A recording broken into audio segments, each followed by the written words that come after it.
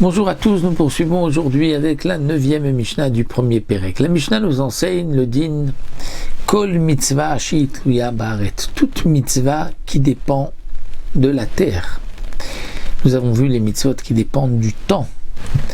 Si les hommes en ont l'obligation, si les femmes en ont l'obligation, là la Mishnah nous parle des mitzvot qui dépendent de la terre. C'est-à-dire ce sont des mitzvot qui ne sont pas une obligation qu'on appelle chovat gavra, sur l'homme, mais chovat karka, sur la terre. C'est une mitzvah qui dépend de la terre d'Israël, donc enanoeget la baret. C'est-à-dire tout ce qui dépend de la terre ne s'applique qu'en Eretz Israël. Veshenatuya baret, une mitzvah qui ne dépend pas de la terre. Donc une mitzvah sur nous, sur notre corps, mettre les tefilin, ça ne dépend pas de la terre. Donc ça s'appliquera à noeget ben barel aussi bien en Eretz Israël qu'en dehors de la terre d'Israël. Donc les mitzvot qui dépendent de la terre, c'est les prélèvements de Trumot, Maasrot, de Shemitah. Ça ne s'applique qu'en Eretz Israël. Mais la Mishnah nous dit Chutz mina orla vakilaim, à l'exception de la orla, c'est-à-dire des fruits des 3 premières années, lorsqu'on plante un arbre, les fruits des 3 premières années, on ne pourra pas les consommer. Ça s'applique même en Chutz Laaretz, bien que c'est une mitzvah qui dépend de la terre, c'est ce qui a poussé sur la terre.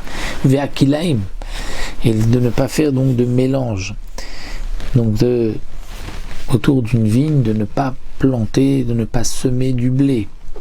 Ça c'est aussi pour Chutz Laaretz, bien que c'est une mitzvah qui dépend de la terre. Donc il y a 2 exceptions, comme nous dit ici la Mishnah. Rabbi Eliezer Omer Afmin Achadash, Rabbi Eliezer ici, la nouvelle récolte est aussi interdite en Chutz Laaretz mina Torah. La nouvelle récolte, c'est comme nous savons tout ce qui pousse sur le sol, avant de le consommer, la récolte, on doit attendre le homer, l'offrande du homer.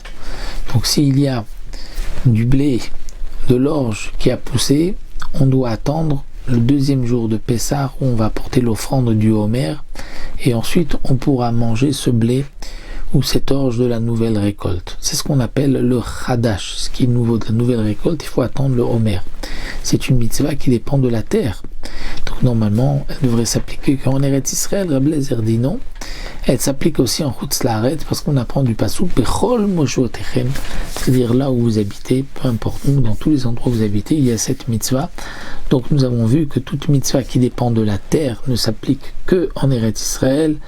Donc c'est, comme nous l'avons vu, Trumot, Maasrot, Shemitah, mais Orla, Kilaim, ça s'applique même en Chutz Laaretz. Ce qui ne dépend pas de la terre s'applique aussi bien en Eretz Israël qu'en Chutz Laaretz, donc Shabbat, Tfilin, Avodah Zara, Mila, des relations interdites, Peter Hamor, nous dit le Tosfot Yom Tov, tout ceci s'applique même en Chutz Laaretz.